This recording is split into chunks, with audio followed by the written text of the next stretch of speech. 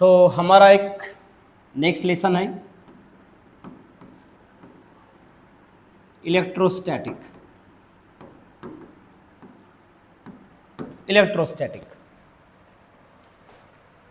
Kinetic theory of gas, ये lesson खत्म हुआ। अब इलेक्ट्रोस्टैटिक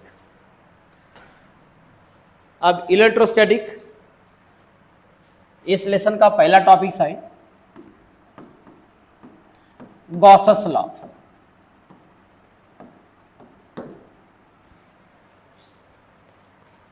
ये टॉपिक है हमारा गॉसस लॉ। अब इस लॉ को समझने के लिए सबसे पहले इस लॉ का रिलेशन किसके साथ है। This law related to, Gauss's law किससे रिलेट करता है, पहले वो कंसिडर करना पड़ेगा, पहले वो देखना पड़ेगा। तो गॉसस लॉ रिलेटेड टू ये नंबर इलेक्ट्रिक फ्लक्स और सेकंड ये एरिया वेक्टर, ये दोनों से रिलेटेड है। Electric flux which is denoted by phi और area vector which is denoted by vector ds। इसको ये भी बोलेंगे और स्मॉल एरिया एलिमेंट, ये भी बोलते हैं स्मॉल एरिया एलिमेंट। देखो तो इस लेसन का फर्स्ट टॉपिक है गॉसस लॉ। गॉसस लॉ को समझने के लिए सबसे पहले electric flux which is denoted by phi and area vector यानी स्मॉल एरिया एलिमेंट यानी वेक्टर ds। अब ये दोनों क्या है उसको अगेन देखना पड़ेगा। गॉसस लॉ अभी तो हमने स्टार्ट नहीं किए, सिर्फ लिखा है हमने कि ये गॉसस लॉ क्या है। तो यह है Gauss's law which is related to the electric flux and area vector. अब इलेक्ट्रिक फ्लक्स क्या है अब ये देखेंगे। ओके, तो इसको पहले साइड में कर लेते हैं।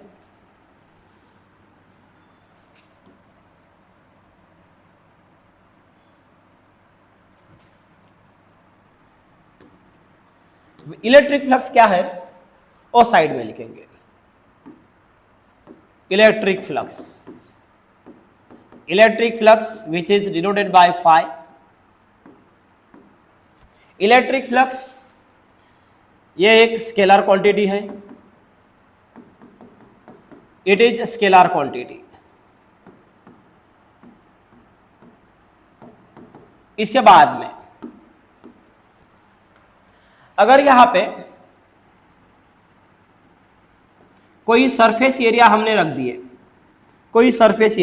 हमने यहां पे, और इस सरफेस एरिया से ये जो नंबर ऑफ द लाइंस है या नंबर ऑफ द लाइंस यानी इलेक्ट्रिक फील्ड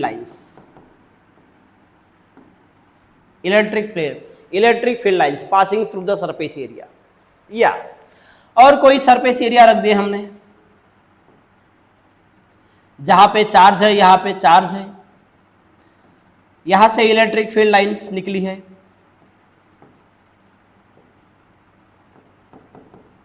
यहां से इलेक्ट्रिक फील्ड लाइन निकली है। तो इलेक्ट्रिक फ्लक्स, अब ये तो हमने लिखा यहां पे स्केलर क्वांटिटी इलेक्ट्रिक फ्लक्स, तो हम यहां पे बोलेंगे total number of the electric field lines, ये है total number of electric field lines passing through the surface area, total number of the electric field lines, ये तुम्हारा इलेक्ट्रिक फील्ड लाइंस, और इसको ऐसा डिनोट किया जाता है ये वेक्टर ई यानी इलेक्ट्रिक फील्ड लाइंस। तो यहां पे हम लिखेंगे total number of electric field lines passing through the surface area,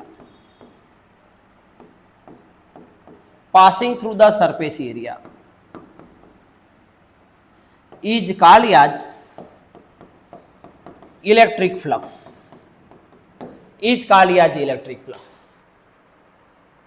ये तुम्हारा डेफिनेशन होता है। तो कोई भी सरफेस एरिया से जितना इलेक्ट्रिक फील्ड लाइन पासिंग होगा उतना ही उसका इलेक्ट्रिक फ्लक्स रहेगा।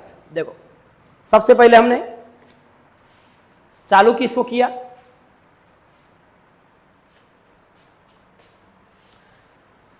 Gauss's law.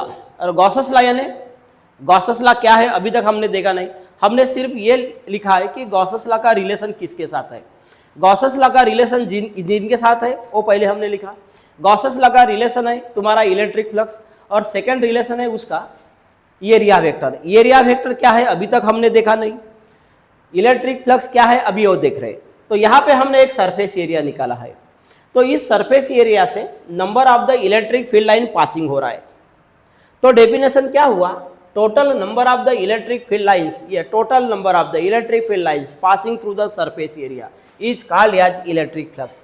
यह समझ में आया कि अगर कोई सरफेस एरिया से इलेक्ट्रिक फील्ड लाइंस पासिंग हो रहा है तो उसको बोलेंगे हम इलेक्ट्रिक फ्लक्स। ओके, अब कहने का मतलब यह है जितना number of the electric field lines रहेगा उतना ही इलेक्ट्रिक फ्लक्स रहेगा।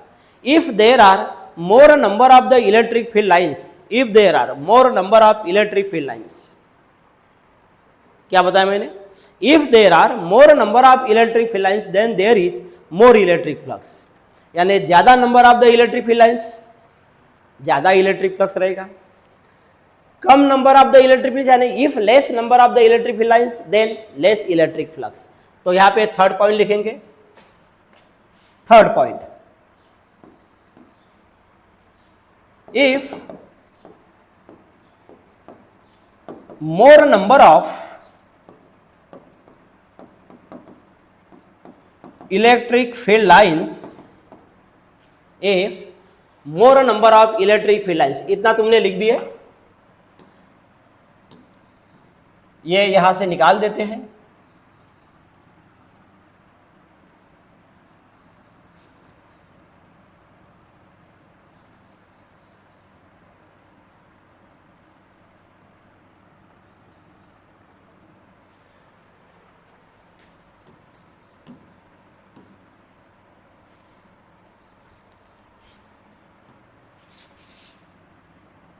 तो यहां पे लिखेंगे हम if more number of electric field lines then more electric flux, more electric flux. Number of the electric field lines अगर ज्यादा रहेंगे तो तुम्हारा इलेक्ट्रिक फ्लक्स भी ज्यादा रहेगा। ये थर्ड का ये पॉइंट, थर्ड का b point, if less number of electric field lines, less number of electric field lines then less electric flux, less electric flux। कहने का मतलब और ये रहेगा कि इलेक्ट्रिक फ्लक्स किसके ऊपर डिपेंड है, यानी जितना इलेक्ट्रिक फील्ड लाइंस रहेगा उतना इलेक्ट्रिक फ्लक्स रहेगा, अगर कम इलेक्ट्रिक फील्ड लाइंस रहेगा तो कम इलेक्ट्रिक फ्लक्स रहेगा। इसका मतलब हम क्या बोलेंगे, electric flux depend on number of the electric field lines. तो नेक्स्ट पॉइंट हम लिखेंगे नंबर 4, इट मीन्स दैट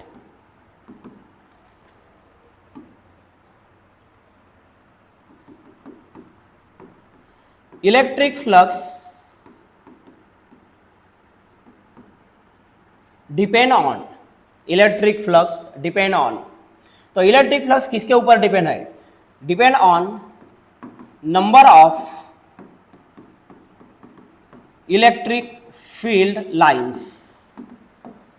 तो इलेक्ट्रिक फील्ड लाइंस के ऊपर, इलेक्ट्रिक फील्ड लाइंस के ऊपर कौन डिपेंड है, इलेक्ट्रिक फ्लक्स। ओके, इसका मतलब और भी बोलेंगे electric flux directly proportional to electric field lines.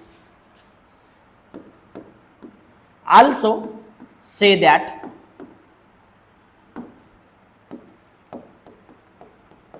electric flux directly proportional to number of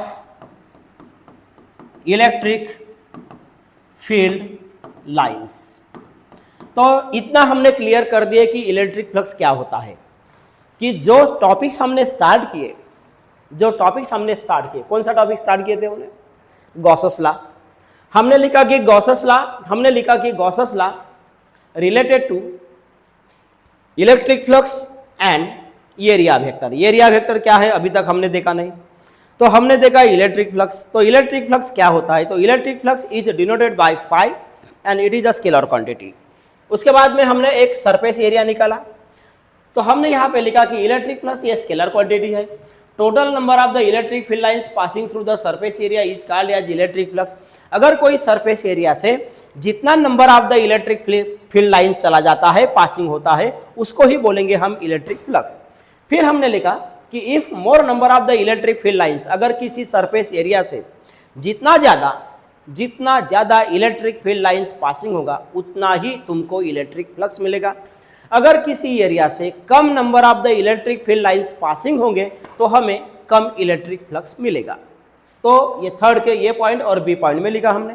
उसके बाद में हमने ये बोला कि इसका मीनिंग ये होता है कि it means that electric flux depend on, यानी हमें अगर इलेक्ट्रिक फ्लक्स चाहिए तो ये किसके ऊपर डिपेंड रहेगा, वो डिपेंड रहेगा electric field lines, number of the electric field lines. Also say that electric flux is directly proportional to the electric field lines, या electric number of the electric field lines directly proportional to the electric flux. इतना हमने ये clear कर दिया भाई। Electric flux क्या होता है ये हमने क्लियर कर दिए। ओके, अब क्लियर करना पड़ेगा कि एरिया वेक्टर। अब एरिया वेक्टर क्लियर करेंगे तो एरिया वेक्टर का रिलेशन इलेक्ट्रिक फ्लक्स के साथ आएगा, इलेक्ट्रिक फ्लक्स और number of the electric field lines के साथ। ओके, ये हुआ तुम्हारा इलेक्ट्रिक फ्लक्स, इतना जल्दी से लिख दो। अब एरिया वेक्टर क्या है बाद में देखेंगे।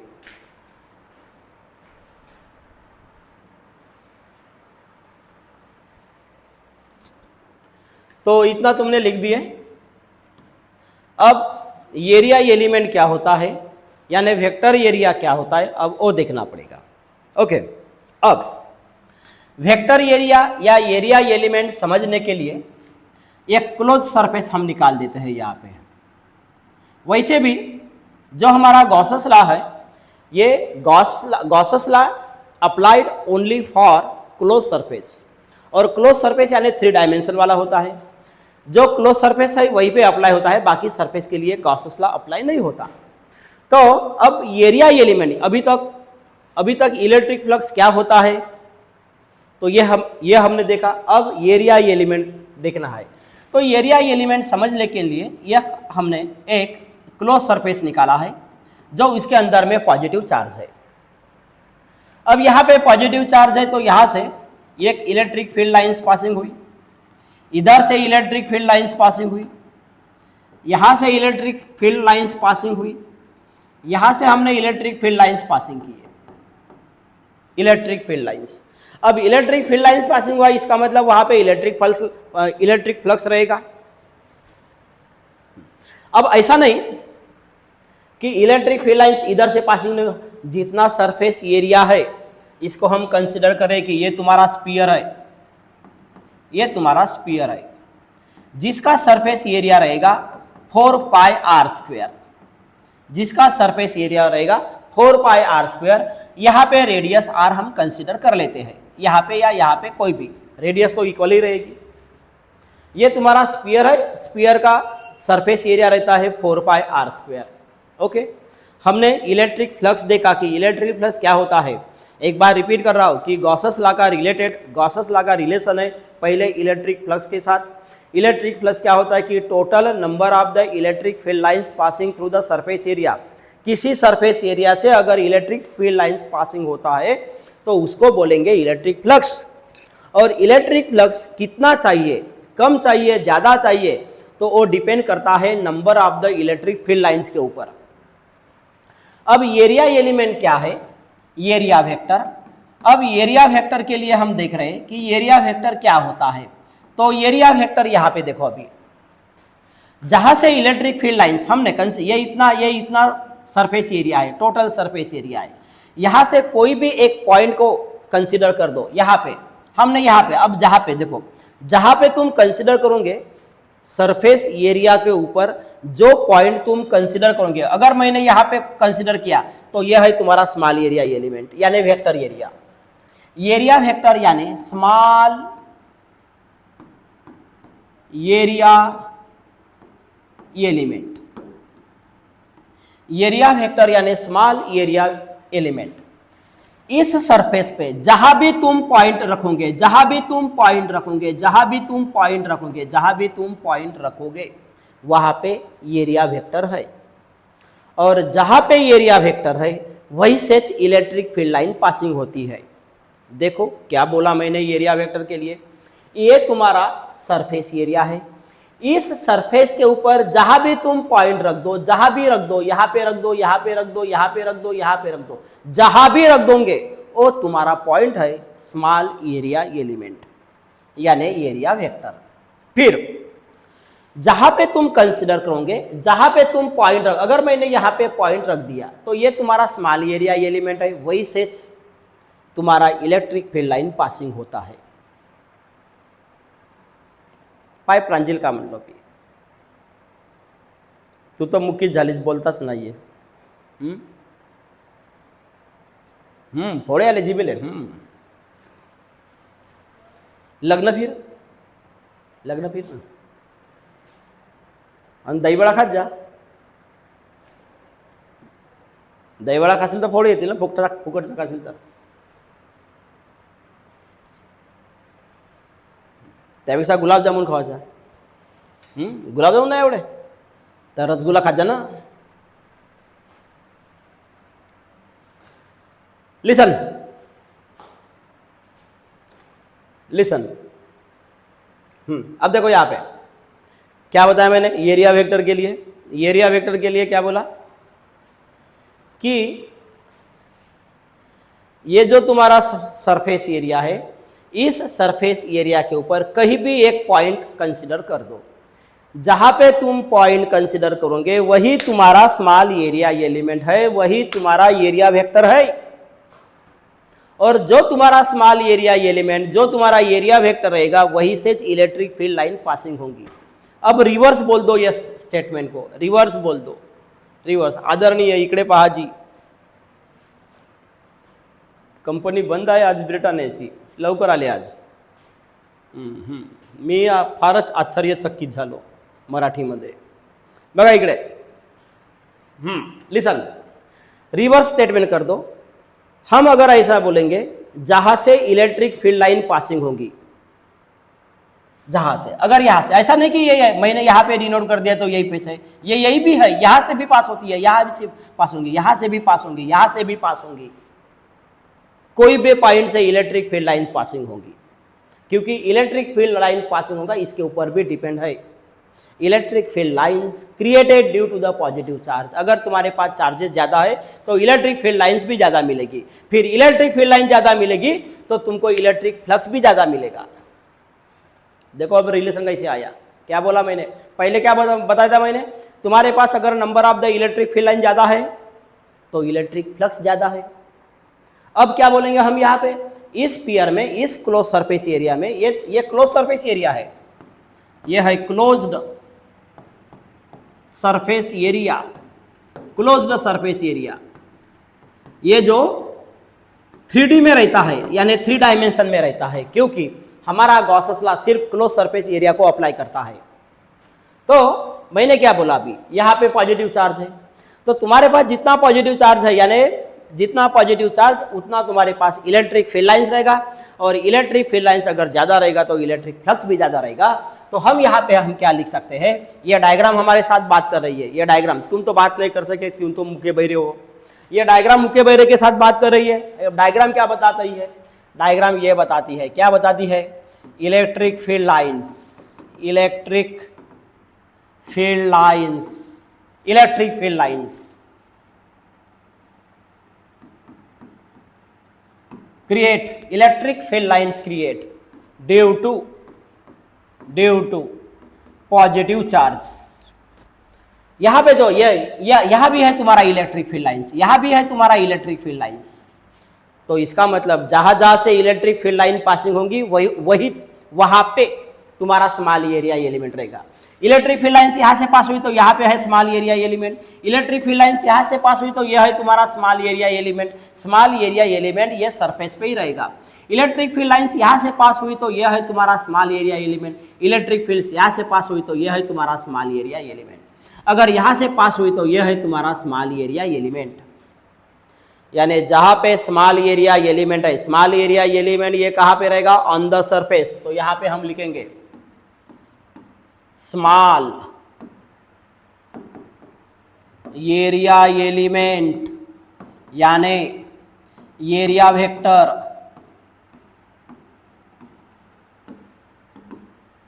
Lies on surface of sphere, surface of sphere. तो सरफेस ऑफ स्फीयर पे है तुम्हारा स्मॉल एरिया एलिमेंट। तो जहां जहां पे स्मॉल एरिया एलिमेंट है वहां से इलेक्ट्रिक फील्ड लाइन, यहां पे है स्मॉल एरिया एलिमेंट तो यहां से इलेक्ट्रिक फील्ड लाइंस पास नहीं होंगी। इसका मतलब अब क्या हुआ, ये तुम्हारा इलेक्ट्रिक फील्ड लाइंस है तो ये तुम्हारा कौन है, स्मॉल एरिया एलिमेंट यानी वेक्टर डीएस। इसका मतलब क्या है रे, इसका मतलब क्या है कि स्मॉल एरिया एलिमेंट और इलेक्ट्रिक फील्ड लाइंस का डायरेक्शन एक ही है डायरेक्शन ये है। ये तुम्हारा कितना स्मॉल एरिया एलिमेंट लेंगे इतना, ये स्मॉल एरिया एलिमेंट है यहाँ पे, तो ये इलेक्ट्रिक फील्ड लाइंस यहाँ से पासिंग होंगी। तो हमें ये कहना पड़ेगा, क्या कहना पड़ेगा, हमें ये कहना पड़ेगा कि electric field lines and small area element are in same direction, दोनों का डायरेक्शन एक ही है। जब दोनों का डायरेक्शन एक ही है तो ये एंगल कितना रहेगा, ये एंगल कितना रहेगा, हाँ ये एंगल कितना रहेगा, जीरो रहेगा, जीरो। तो हम यहाँ पे थर्ड पॉइंट लिखेंगे, क्या थर्ड पॉइंट लिखेंगे, direction of small area element, direction of small area element यानी vector DS and direction of electric field lines are in same direction, therefore theta is equal to 0, यानी angle between electric field lines and angle between small area element is equal to 0। ये बोलेंगे it means that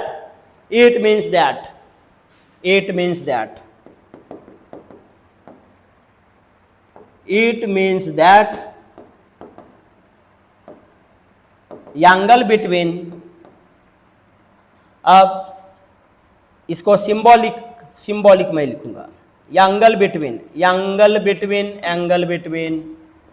vector DS यानी कौन, small area element and electric field lines, angle between small area element and electric field lines is theta is equal to 0।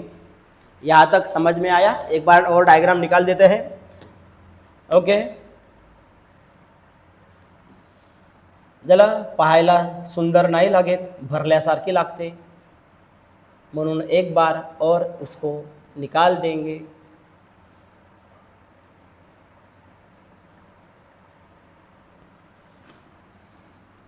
तो ये निकाल दिए हमने close surface area, यहाँ पे रहेगा एक पॉजिटिव चार्ज, यहाँ से निकला इलेक्ट्रिक फील्ड लाइंस, यहाँ से भी निकला इलेक्ट्रिक फील्ड लाइंस, यहाँ से भी निकाल दिए हमने इलेक्ट्रिक फील्ड लाइंस, और यहाँ से भी निकाल दिए हमने इलेक्ट्रिक फील्ड लाइंस, जिनका रेडियस रहेगा आर, है ना, इनका रेडियस हमने आर कंसिडर कर दिए। जहाँ से इलेक्ट्रिक फील्ड लाइन निकला, पहले से बताया, कितने बार बताओ, जहाँ से इलेक्ट्रिक फील्ड लाइन निकला वही पेच रहता है, ये रहता है, ये है स्मॉल एरिया एलिमेंट, ये है स्मॉल एरिया एलिमेंट। जहाँ पे तुम्हारा इलेक्ट्रिक फील्ड लाइन जहाँ से पासेस होता है, यहाँ से पासेस हुआ, ये है तुम्हारा स्मॉल एरिया एलिमेंट, ये है तुम्हारा स्मॉल एरिया एलिमेंट। यानी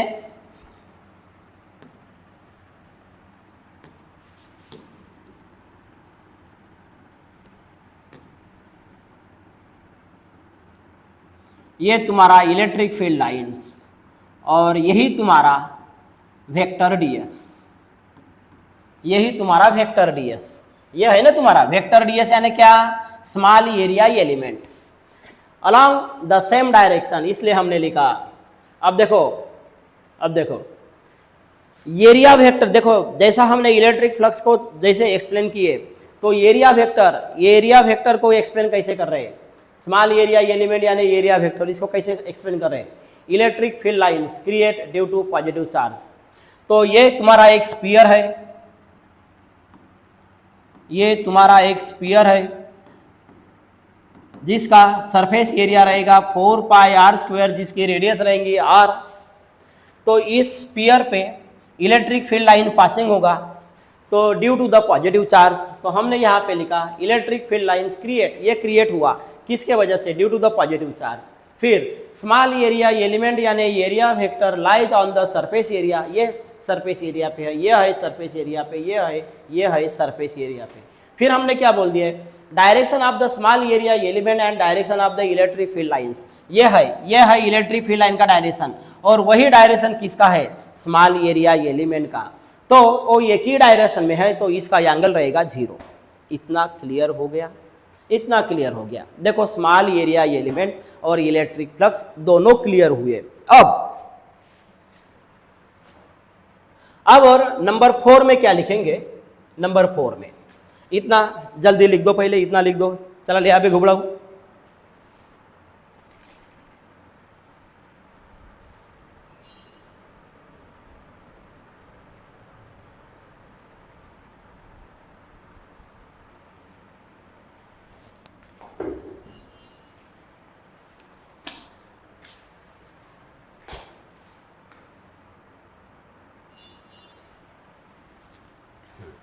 इतना क्लियर कर दिया।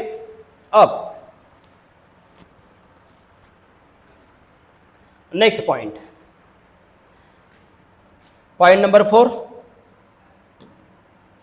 पॉइंट नंबर 4 में क्या रहेगा,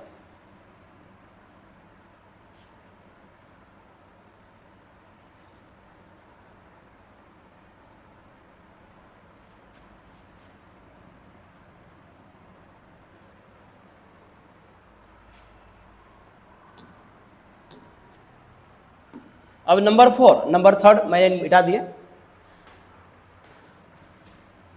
अब यहां पे ये जो इलेक्ट्रिक फील्ड लाइन जो बाहर निकली है, कभी कभी इलेक्ट्रिक फील्ड लाइन अंदर भी रहेगी, तो ये जो बाहर निकली है इलेक्ट्रिक फील्ड लाइन, ये रहे या ये रहे या ये रहे या ये रहे, कोई भी इलेक्ट्रिक फील्ड लाइन जो बाहर निकली है सरफेस से, उसको बोलते हैं radially outward.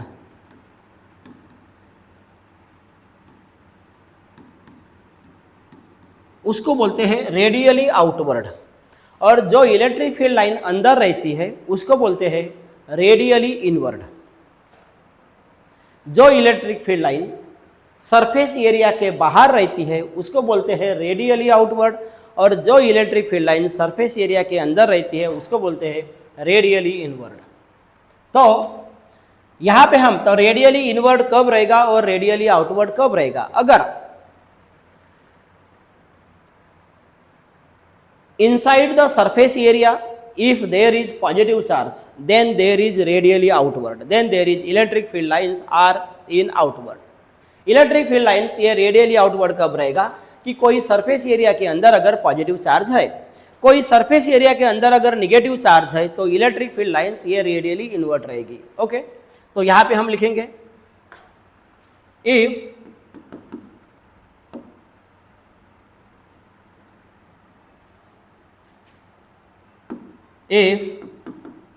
inside the surface area,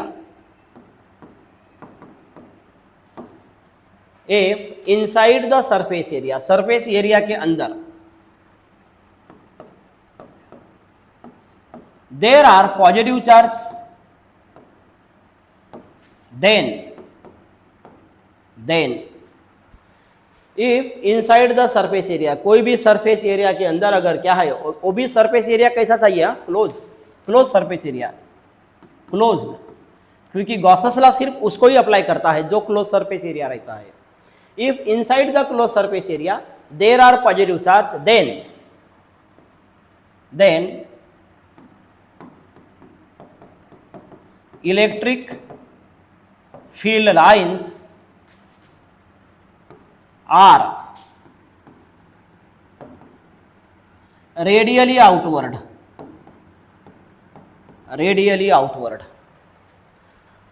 ये फोर्थ का ये पॉइंट हुआ, फोर्थ का बी पॉइंट। अब क्या बोलेंगे, if inside the closed surface area, if inside the closed surface area there are negative charge, then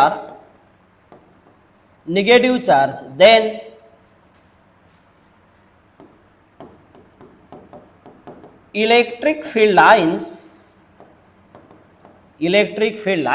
are radially inward।